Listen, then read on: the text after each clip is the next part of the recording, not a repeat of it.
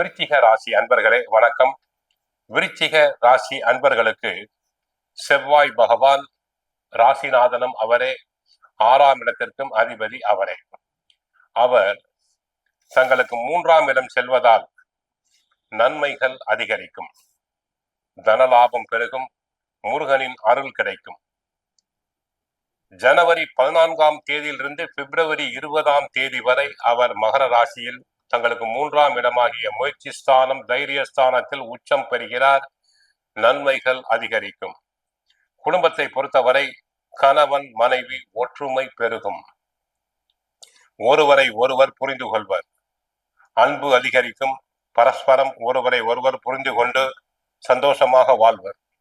பழைய கடன்கள் அடைபடும், தடங்கலான தாமதமான சுபகாரியங்கள் நன்றாக நடைபெறும். ஆரோக்கியத்தை பொறுத்தவரை உடல் ஆரோக்கியம் சிறப்பாக இருக்கும்.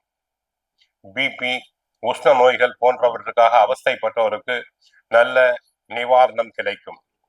தொழில் வியாபாரம் பொறுத்தவரை செவ்வாய் சம்பந்தமான real estate business, building contractors போன்றோருக்கு, ஹோட்டல் பிசினஸ் செய்வோர், அக்னி மூலமாக செய்யக்கூடிய பிசினஸ் அனைத்துமே தங்களுக்கு லாபத்தினை கொடுக்கும். மருத்துவர்கள் நன்றாக புகழ் பெறுவர், கைராசியான மருத்துவர் என பெயர் எடுப்பார். உழைப்பும் அதிகமாக இருக்கும், பிரயாணங்களும் அதிகமாக இருக்கும். ரியல் எஸ்டேட் நண்பர்களுக்கு என்றைக்கோ வாங்கி போட்ட பிளாட்டுகளை, இடங்களை, வீடுகளை நல்ல விலைக்கு விற்கலாம். லாபம் பல மடங்கு கிடைக்கும். சகோதர பாவம் நன்றாக இருப்பதால் சகோதரருக்குள் ஒற்றுமை ஓங்கும், ஒருவரை ஒருவர் புரிந்து கொள்வர். பங்காளிகளுக்குள் ஏற்பட்ட வீண் பிரச்சனைகள் அனைத்தும் அகலும். விவசாயம் நன்றாக இருக்கும், பயிர்கள் செழிக்கும், மகசூல் அதிகரிக்கும். விவசாயத்துக்கு தேவையான தண்ணீர் பற்றாக்குறை இருக்காது. கால்நடைகள் நன்றாக அபிவிருத்தி அடையும்.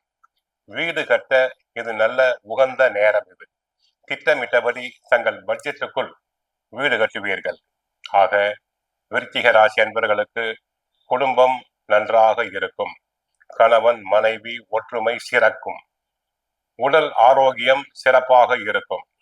தொழில் வியாபாரத்தில் லாபம் பல மடங்கு பெருகும். உத்தியோகத்தில் புகழ் பெறுவீர், பதவி உயர்வு கிடைக்கும், இடமாற்றம் கிடைக்கும்.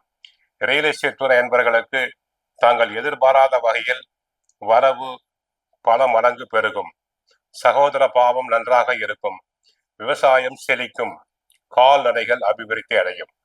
கோயிலுக்கு சென்றால் முருகனை வழிபடுங்கள், கந்த சஷ்டி பாராயணம் செய்யுங்கள். வாழ்க வளமுடன், மங்களம் உண்டாகட்டும்.